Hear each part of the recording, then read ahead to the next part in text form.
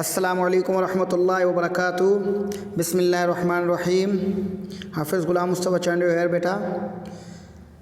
اسلامیات کا سبجیکٹ جیسا کہ ہمارا دوسرا رکوع سورۃ الاحزاب کا وہ کنٹینیو تھا، اس کو ہم دوبارہ کنٹینیو کرتے ہیں تاکہ آپ لوگوں کو جنگ احزاب اور جنگ بنو قریظہ یہ دو جو جنگیں لڑی گئی، یہ اس رکوع کے اندر جو اللہ رب العزت نے ان کا ذکر فرمایا ہے وہ مکمل طور پر آپ لوگوں کو سمجھ میں آ جائے۔ اچھا بیٹا دیکھیں، اس جنگ کے اندر اللہ رب العزت نے آپ صلی اللہ علیہ وآلہ وسلم کے کئی معجزات صحابہ کو دکھائے۔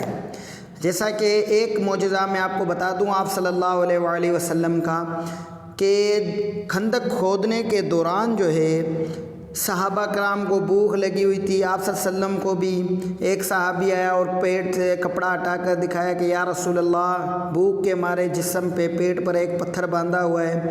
آپ نے اپنا کرتا مبارک اٹھایا، چادر مبارک ہٹائی اور کہا کہ دیکھو تم نے ایک باندھا ہوا ہے، میں نے دو باندھے ہوئے ہیں، مطلب تم سے زیادہ بھوک کی شدت مجھے ہے۔ بیٹا اس کے علاوہ اس کے بعد جو ہے آپ صلی اللہ علیہ وآلہ وسلم کے لیے جابر بن عبداللہ گھر پر گئے، روٹی پکوائی اور ایک بکری کا بچہ تھا اس کو ذبح کیا اور اپنی بیوی کو کہا، اس کی بیوی نے اس کو کہا کہ آپ جا کے آپ صلی اللہ علیہ وسلم کو اکیلے میں دعوت دیں، کیونکہ صحابہ کا مجموعہ بہت ہے، اتنا تو ہے نہیں کہ کوئی بندہ کھائے، تو اس لیے آپ صلی اللہ علیہ وسلم کو دعوت دیں۔ آپ صلی اللہ علیہ وسلم کو بلا کر انہوں نے دعوت دی، آپ صلی اللہ علیہ وسلم کو سارا حال احوال بتایا کہ اتنے مقدار میں ہے، مگر آپ صلی اللہ علیہ وسلم نے کیا کیا کہ آپ صلی اللہ علیہ وآلہ وسلم نے سب صحابہ کو جو ہے وہ بلا لیا، اور وہ جابر بن عبداللہ فوراً گھر گئے اور بیوی کو ساری بات بتائی، پریشانی کے عالم میں تھے۔ بیوی نے کہا تم نے سارا حال احوال بتایا آپ صلی اللہ علیہ وسلم کو؟ انہوں نے کہا بالکل بتایا کہ کھانا اتنی مقدار میں ہے مگر آپ نے سب کو دعوت دی ہے۔ تو بیوی نے ان کو کہا، دیکھو بیٹا یہ ہوتا ہے یقین، بیوی نے ان کو کہا کہ اب چھوڑ دو، اب اللہ جانے اور اس کا رسول جانے۔ آپ صلی اللہ علیہ وسلم آئے، روٹیاں صحابہ کو کھلائی اور خود سالن نکال کے صحابہ کو کھلایا۔ سب صحابہ نے پیٹ بھر کر کھانا کھایا، جابر بن عبداللہ والوں کے گھر والوں نے بھی پیٹ بھر کر کھانا کھایا۔ اس کے بعد جابر بن عبداللہ کہتے ہیں نہ تو روٹی ختم ہوئی تھی، جتنی تھی اتنی ہی تھی، اور نہ ہی سالن میں شوربہ بھی کم ہوا تھا، جتنا تھا اتنی مقدار میں موجود تھا جتنا ہم نے بنایا تھا۔ یہ آپ صلی اللہ علیہ وسلم کا ایک معجزہ جو ہے وہ اللہ رب العزت نے اس جنگ کے اندر بیان کیا۔ اسی طریقے سے آپ صلی اللہ علیہ وآلہ وسلم کا ایک اور معجزہ ہے جو میں آپ کو آگے بتاؤں گا، کہ آپ نے ایک صحابی کو دشمن کے لشکر میں جاسوس بنا کر بھیجا تھا کہ ان کی خبر لے کر آئے، اور وہ کس طریقے سے گیا اور کس طریقے سے آیا، تو میں وہ تھوڑا آپ کو آگے بتاؤں گا۔ پہلے ہم اس کو تھوڑا پڑھتے ہیں۔ بسم اللہ الرحمن الرحیم۔ وَإِذْ قَالَتْ طَائِفَةٌ مِّنْهُمْ يَا أَهْلَ يَثْرِبَ لَا مُقَامَ لَكُمْ فَارْجِعُوا وَيَسْتَأْذِنُ فَرِيقٌ مِّنْهُمُ النَّبِيَّ يَقُولُونَ إِنَّ بُيُوتَنَا عَوْرَةٌ وَمَا هِيَ بِعَوْرَةٍ إِن يُرِيدُونَ إِلَّا فِرَارًا۔ اور جب ان میں سے ایک جماعت کہتی تھی کہ اے اہل مدینہ، یہاں تمہارے لیے ٹھہرنے کا مقام نہیں، تو لوٹ چلو، اور ایک گروہ ان میں سے پیغمبر صلی اللہ علیہ وسلم سے اجازت مانگنے اور کہنے لگا کہ ہمارے گھر کھلے پڑے ہیں، حالانکہ وہ کھلے نہیں تھے، وہ تو صرف بھاگنا چاہتے تھے۔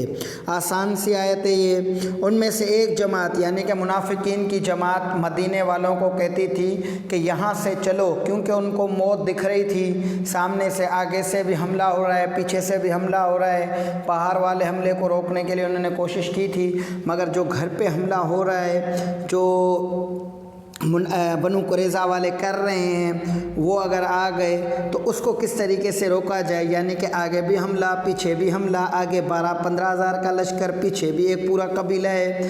تو وہ صحابہ کو دوسرے اہل مدینہ مطلب مدینے کے رہنے والے ان کو کہنے لگے کہ ادھر جنگ میں رہنے کا تمہارا کوئی کام نہیں، اب گھر کو لوٹ چلو۔ وہ ان کے دلوں کو کمزور کر رہے تھے۔ اچھا پھر آگے دیکھیں اللہ کیا کہہ رہے ہیں ٹھہرنے کا مقام نہیں تو لوٹ چلو۔ اور ایک گروہ ان میں سے پیغمبر سے اجازت مانگنے اور کہنے لگا کہ دیکھو، ایک پیغمبر صلی اللہ علیہ وسلم کے پاس گروہ آیا، ان میں سے منافقین کا تھا، ظاہر سی بات ہے، صحابہ تو آپ صلی اللہ علیہ وسلم کے لیے جان نچھاور کرنے والے، جان نثار تھے آپ صلی اللہ علیہ وسلم کے اوپر۔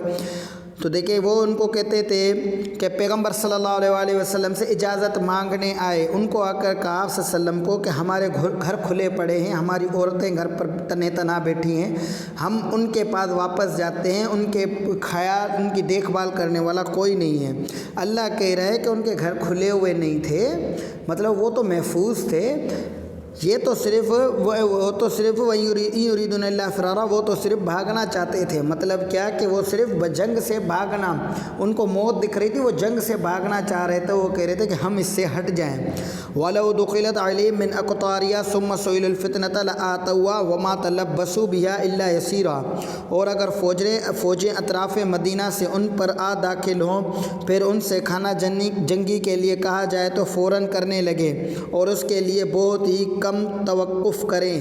مطلب یہ کہ اگر ایسا ہو کہ فوجیں مدینے کے اندر، چلو آپ تو باہر لڑ رہے ہو اور فوجیں وہ مدینے کے اندر پہنچ جائیں، اب یہ جو میدان چھوڑ کے موت کے ڈر سے بھاگ کر گھروں پر گئے ہیں اور فوجیں ان کے پاس ہی جا کر پہنچے اور پھر ان سے خانہ جنگی کے لیے کہیں، تو وہ ان میں سے کوئی بھی نہیں رکے گا، بہت تھوڑے ہوں گے رک جائیں گے، باقی سارے خانہ جنگی کریں گے۔ یہ خانہ جنگی ان سے نہیں، مطلب جو فوجیں آئیں گے ان کے خلاف نہیں کریں گے، مطلب فوجی ان سے آ کر کہیں کہ چلو ہمارے ساتھ محمد صلی اللہ علیہ وسلم سے چل کر لڑتے ہیں، تو وہ ان کا ساتھ فوراً دے دیں گے، وہ بھول جائیں گے کہ کون ہو آپ، مطلب کون ہے محمد صلی اللہ علیہ وسلم۔ مطلب اس کا کیا کہ وہ منافقین ہیں، ظاہر سی بات ہے، ان کے دلوں میں ایمان ہے ہی نہیں، وہ تو جانتے ہی نہیں اللہ اور اس کا رسول کون ہے، تو اللہ تعالیٰ نے ادھر وہ بات واضح کی۔ وَلَقَدْ كَانُوا عَاهَدُ اللَّهِ مِن قَبْلُ لَا يُوَلُّونَ الْأَدْبَارَ وَكَانَ عَهْدُ اللَّهِ مَسْئُولًا، حالانکہ پہلے خدا سے اقرار کر چکے تھے کہ پیٹ نہیں پھیرے گے، اور خدا سے جو اقرار کیا جاتا ہے اس کی ضرور پرسش ہوگی۔ اب دیکھیں اللہ کہہ رہا ہے پہلے خدا سے یہ لوگ اقرار کر چکے ہیں، وعدہ کر چکے ہیں، اب ہم پیٹ پھیر کر نہیں بھاگیں گے۔ جنگ بدر ہوئی، یہ لوگ پیچھے رہے، تو اس کے بعد یہ مسلمانوں کے کاش ہم بھی ہوتے، جنگ فتح ہو گئی نا، کاش ہم بھی ہوتے، ہم یہ کر لیتے، ہم وہ کر لیتے۔ اس کے بعد آپ صلی اللہ علیہ وسلم کے پاس آ گئے کہ ہمارے کو یہ مجبوری تھی، آئندہ ہم ایسا نہیں کریں گے، ہمارا وعدہ ہے۔ تو اللہ کہہ رہا ہے کہ پہلے بھی انہوں نے وعدہ کیا تھا کہ اب پیٹ نہیں پھیریں گے، اور اللہ سے جو وعدہ کیا جاتا ہے اللہ اس سے ضرور پوچھے گا۔ بیٹا دیکھو یہ حقیقت بات ہے، اللہ خود قرآن میں کہتا ہے کہ جو بھی وعدہ کسی سے بھی کرو، اوفو بالعہد، یعنی کہ عہد کی پاسداری کرو۔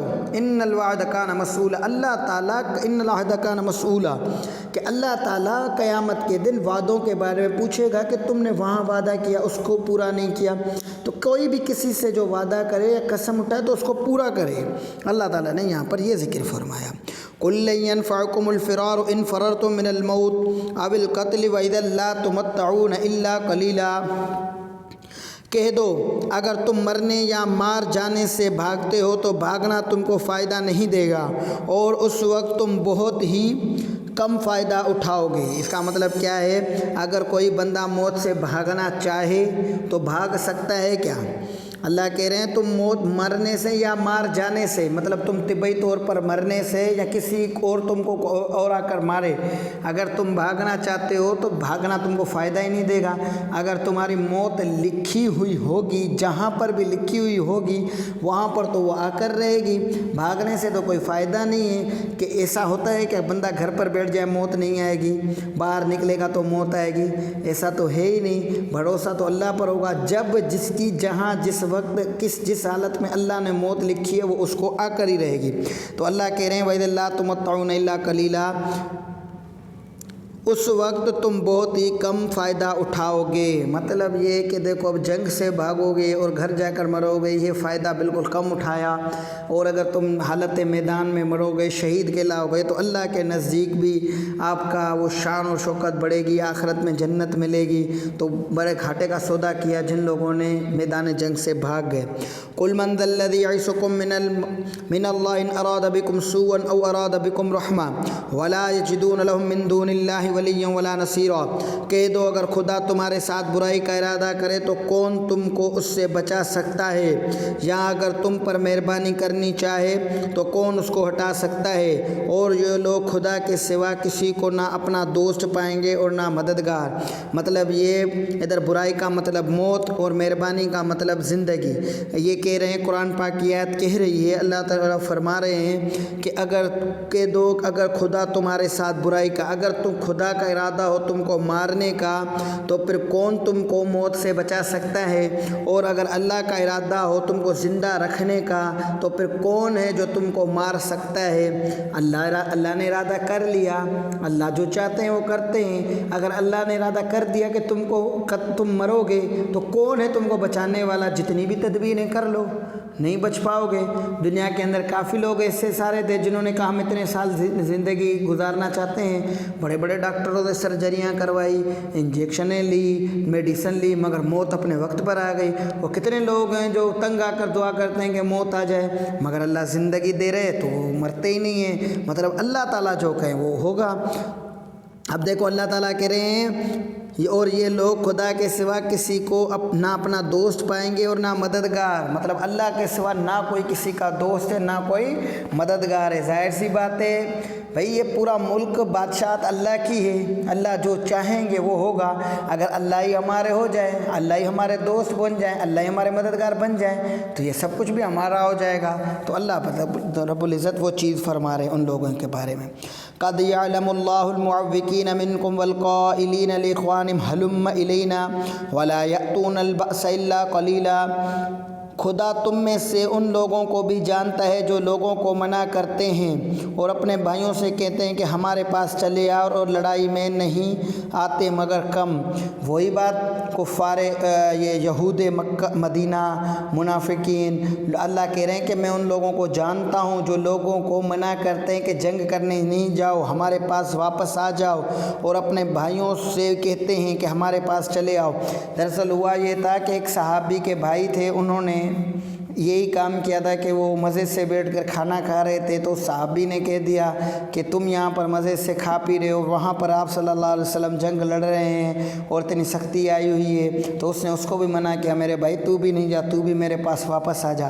تو اللہ تعالیٰ نے وہ بھی ذکر کر دیا کہ اللہ تعالیٰ سب کو جانتا ہے۔ اس بات کی خبر تو صحابہ کو نہیں تھی، نہ آپ صلی اللہ علیہ وسلم کو تھی۔ اللہ کہہ رہے مجھے سب پتہ ہے، میں جانتا ہوں۔ تو لڑائی کرنے نہیں آتے مگر کم، مطلب صرف 3000 آئے، باقی کہاں گئے؟ تو یہ پھر اللہ رب العزت اپنے طریقے سے آپ صلی اللہ علیہ وسلم کو بتا رہے ہیں۔ اشحۃ علیکم فاذا جاء الخوف رأیتهم ينظرون الیک تدور اعینهم كالذی یغشى علیہ من الموت فاذا ذهب الخوف سلقوکم بألسنة حداد اشحۃ علی الخیر اولئک لم یؤمنوا فاحبط اللہ اعمالهم وکان ذلک علی اللہ یسیرا۔ یہ اس لیے کہ تمہارے بارے میں بخل کرتے ہیں، پھر جب ڈر کا وقت آئے تو تم ان کو دیکھو کہ تمہاری طرف دیکھ رہے ہیں، اور ان کی آنکھیں اسی طرح پھر رہی ہیں جیسے کسی کو موت سے غشی آ رہی ہے، اور پھر جب خوف جاتا رہے تو تیز زبانوں کے ساتھ تمہارے بارے میں زبان درازی کریں اور مال میں بخل کریں۔ یہ لوگ حقیقت میں ایمان لائے ہی نہ تھے تو خدا نے ان کے اعمال برباد کر دیے۔ اب دیکھیں بیٹا، اس میں اللہ رب العزت فرما رہے ہیں تمہارے بارے میں بخل کرتے ہیں، مطلب کنجوسی کرتے ہیں، آپ صلی اللہ علیہ وسلم کو لیے بغض رکھتے ہیں دل کے اندر، اور جب جنگ کا یا ڈر کا وقت آتا ہے تو ایسے منہ اور آنکھیں پھیر دیتے ہیں جیسے جانتے ہی نہیں ہیں، جیسے ان کو موت آ رہی ہو، اتنی سستی آ رہی ہوتی ہے جیسے موت کی غشی طاری ہو رہی ہو، مطلب ان کی آنکھیں بند ہو رہی ہوں۔ اور جب خوف جاتا رہا مطلب جنگ جیت گئے تو پھر آپ صلی اللہ علیہ وسلم کے ساتھ زبانوں کے ساتھ تیز زبانی استعمال کرتے ہیں، کہتے ہیں کہ مال غنیمت میں ہمارا بھی حصہ ہے، ہمیں بھی دو، ہم نہیں چلے تھے کیا؟ ہم نے یہ کام نہیں کیا تھا کیا؟ ہمارے ساتھ یہ مجبوری نہیں ہوئی تھی کیا؟ تو یہ لوگ ایسے ہیں، جب جنگ کا وقت آتا ہے تو پھر جاتے ہیں، اور جنگ جب خوف ٹل جاتا ہے تو پھر جا کے کہتے ہیں کہ ہم بھی تھے۔ تو اللہ کہتے ہیں اولئک لم یؤمنوا فاحبط اللہ اعمالهم، حقیقت میں یہ لوگ ایمان لائے ہی نہ تھے۔ فَأَحْبَطَ اللَّهُ أَعْمَالَهُمْ، تو خدا نے ان کے اعمال برباد کر دیے ہیں۔ مین چیز اعمال کرنا نہیں، مین چیز ایمان ہے۔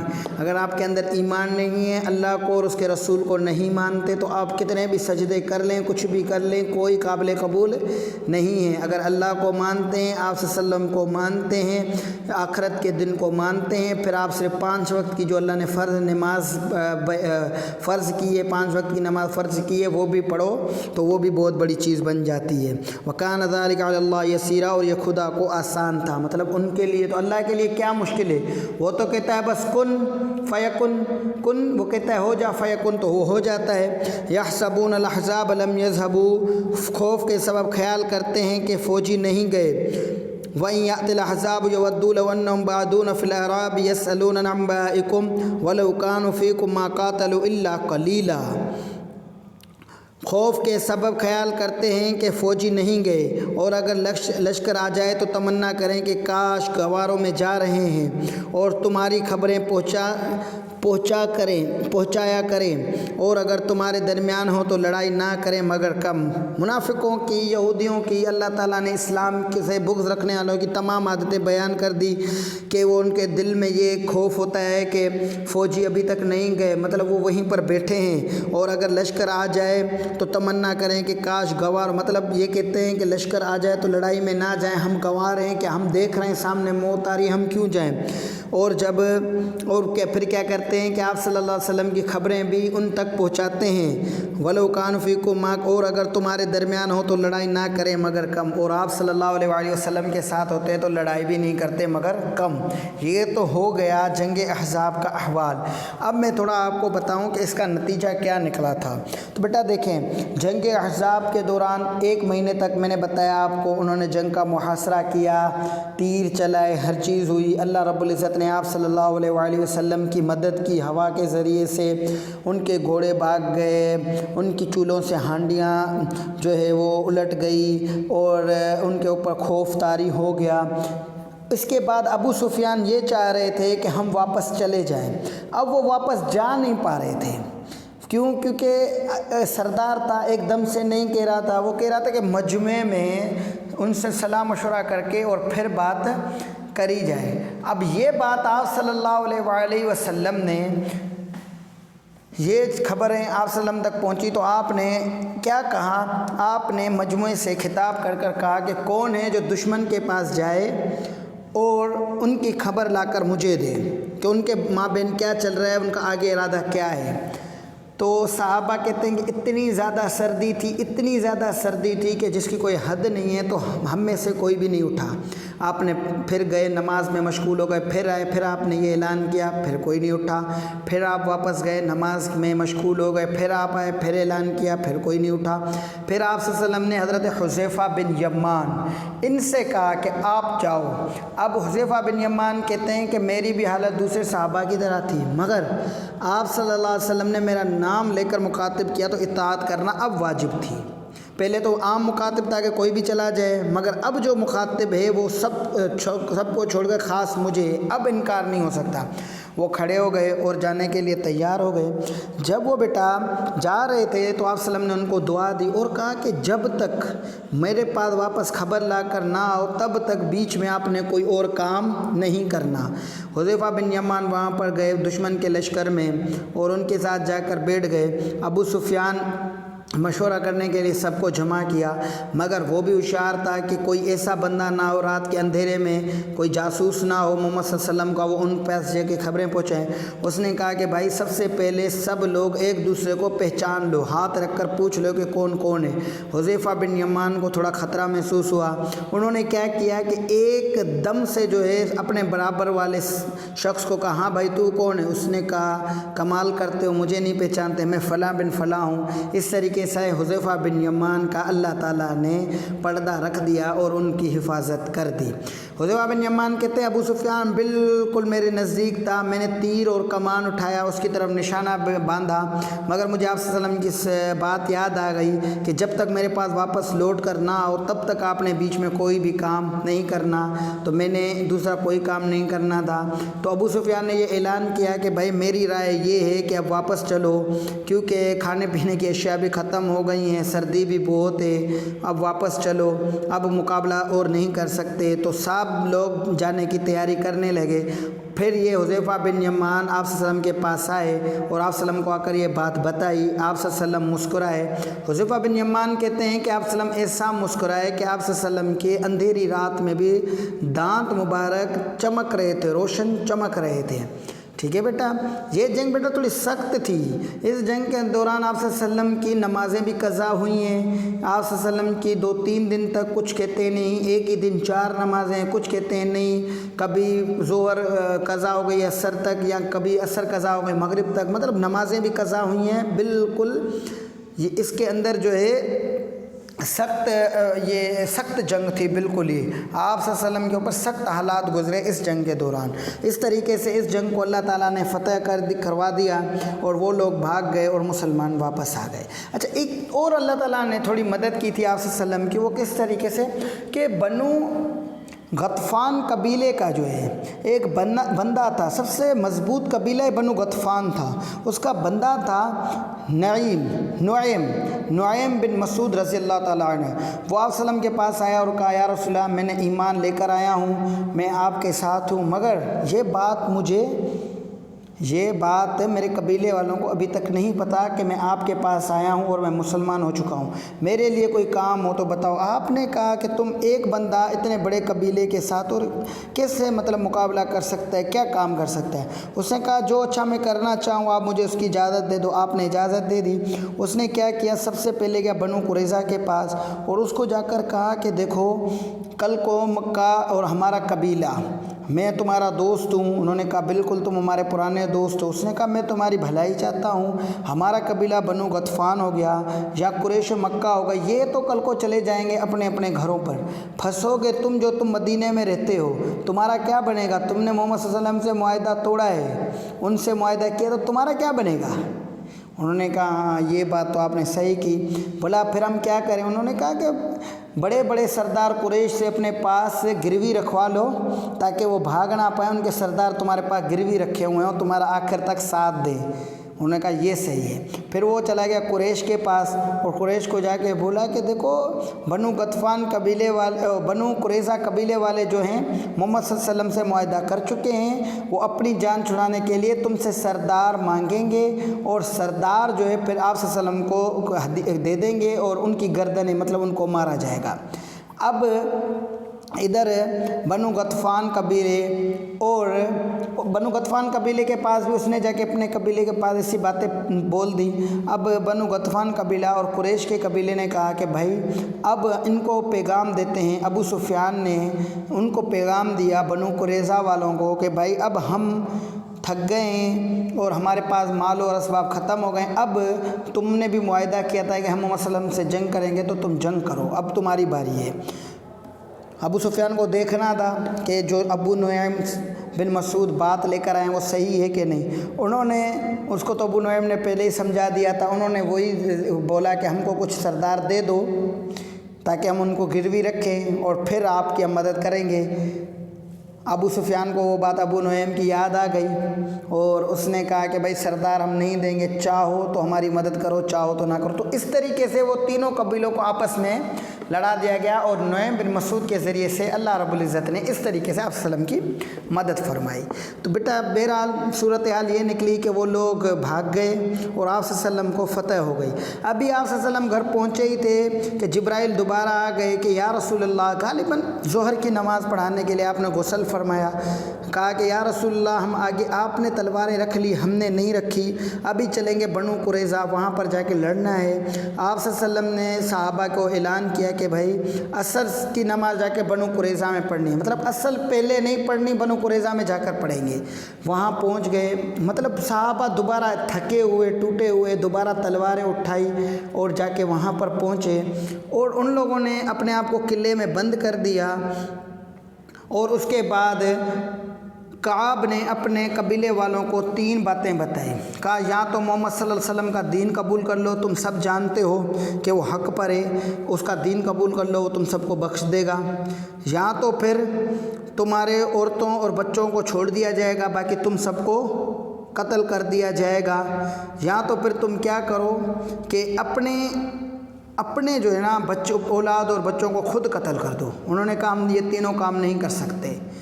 تو پھر بیٹا آپ صلی اللہ علیہ وسلم نے کہا، صحابہ نے کہا کہ بھئی بلکہ انہوں نے پیشکش کی کہ ہمارا جو فیصلہ ہے وہ ہمارے قبیلے کا سردار جو ہے سعد بن معاذ رضی اللہ تعالیٰ عنہ وہ کرے گا۔ آپ نے سعد کو بلایا، اور بیٹا میں آپ کو بتا دوں سعد کو جنگ خندق میں بازو کی طرف کہیں تیر بھی لگا تھا جس سے ان کی نس کٹ گئی تھی، تو ان کو بڑی شدت سے درد تھا، اور انہوں نے اللہ رب العزت سے دعا مانگی تھی کہ اللہ مجھے جب تک موت نہ دینا، یا تو میں بنو غطفان انہوں نے دعائیں مانگی تھی کہ قریش مکہ سے اگر یہ آپ صلی اللہ علیہ وسلم کی آخری جنگ ہو پھر بھلے مجھے موت دے دینا، کیونکہ اگر قریش مکہ سے بھی جنگیں ہیں تو مجھے زندہ رکھنا، میں ان سے آخری دم تک لڑوں گا۔ یا تو ایک اور دعا مانگی کہ جب تک بھی موت نہ دینا جب تک میں بنو غطفان قبیلے بنو قریظہ قبیلے اپنے قبیلے نے جو عید شکنی کی ہے ان کا انجام نہ دیکھ لوں۔ اللہ نے دونوں دعائیں قبول کی۔ یہ جنگ احزاب قریش مکہ کی آپ صلی اللہ علیہ وسلم کے خلاف آخری جنگ تھی، اس کے بعد صلح ہو گئی تھی صلح حدیبیہ کے اندر، اور پھر مکہ فتح ہو گیا، وہ بغیر جنگ کے ہی ہو گیا تھا، انہوں نے ہار مان لی تھی، تو یہ اللہ نے ان کی دعا قبول کی، اور ان کا بات جو بنو قریظہ کی تھی وہ بھی سعد بن معاذ کے پاس گئی، اور آپ صلی اللہ علیہ وسلم کو انہوں نے کہا کہ ہمارا فیصلہ یہی کریں گے۔ سعد بن معاذ گدھے پر آ رہے تھے، کھچر پر تھے، اور آپ صلی اللہ علیہ وسلم نے کہا یہ تمہارے قبیلے کے بندے ایسے کہہ رہے ہیں، تو انہوں نے کہا کہ تم میری بات مانو گے؟ ان کے قبیلے والوں نے کہا بالکل مانیں گے۔ تو انہوں نے کہا جو اسلام کی روح سے ایک بات تھی وہی انہوں نے کہی، انہوں نے زیادہ کچھ بھی نہیں کہا۔ انہوں نے کہا کہ جو لوگ لڑ سکتے ہیں، مطلب جو بالغ ہیں مرد وہ لڑ سکتے ہیں، ان کو قتل کر دیا جائے، بیویوں اور بچوں کا حکم وہی ہوگا جو اسلام میں قیدی کا ہے، مطلب فدیہ دے کر اپنی جان چھڑائیں گے، ان کو قید کر لیا جائے۔ بالکل ایسا ہی ان کے ساتھ ہوا۔ تو اس طریقے سے کعب بھی مارا گیا، مطلب آپ صلی اللہ علیہ وسلم کے سارے دشمن نیست و نابود ہوتے جا رہے تھے، اور آپ صلی اللہ علیہ وآلہ وسلم اور اسلام کا جھنڈا جو ہے پوری دنیا میں لہرانے جا رہا تھا۔ تو اس طریقے سے جنگ خندق کا بھی فیصلہ ہو گیا، بنو قریظہ کا بھی ہو گیا کہ آپ صلی اللہ علیہ وآلہ وسلم کو اللہ نے دونوں جنگوں کے اندر فتح اور کامرانی نصیب عطا فرمائی۔ بیٹا جو اب آگے والی آیتیں ہیں، آگے والے جو سبق ہیں، اس میں اللہ رب العزت نے آپ صلی اللہ علیہ وآلہ وسلم کے بارے میں کچھ باتیں ایک رکوع میں بیان فرمائی ہیں، وہ بڑا سمپل سا رکوع ہے۔ اس کے بعد آپ صلی اللہ علیہ وسلم کی بیویوں کے بارے میں، مسلمان عورتوں کے بارے میں احکام آئیں گے جو کہ پردے کے بارے میں ہوں گے، تو انشاءاللہ تعالیٰ اب وہ پڑھیں گے۔ یہ میں امید کرتا ہوں جنگ خندق اور جنگ جو بنو قریظہ کا مختصر سا میں نے آپ کو حال احوال دیا، جو چند باتیں بتائی وہ آپ کو سمجھ میں آ گئی ہوں گی۔ اس کے علاوہ بیٹا اگر کسی کو کوئی بھی بات سمجھ میں نہ آئی ہو تو وہ مجھ سے پوچھ سکتا ہے یا پوچھ سکتی ہیں، جو بھی ہو وہ میرے سے پوچھ سکتے ہیں کہ کسی بھی چیز پر آپ واٹس ایپ پر یا آپ گروپ میں مجھے میسج کریں، یا میں زوم پر آپ بولے میں آ جاؤں گا، پھر آپ میرے سے وہاں پر سوال کر سکتے ہیں، ٹھیک ہے بیٹا؟ تو بیٹا اس کو لازمی اس کو سمجھیے گا، اور جو چیز سمجھ میں نہیں آئے وہ مجھ سے پوچھیے گا۔ اللہ آپ کا حامی و ناصر ہو۔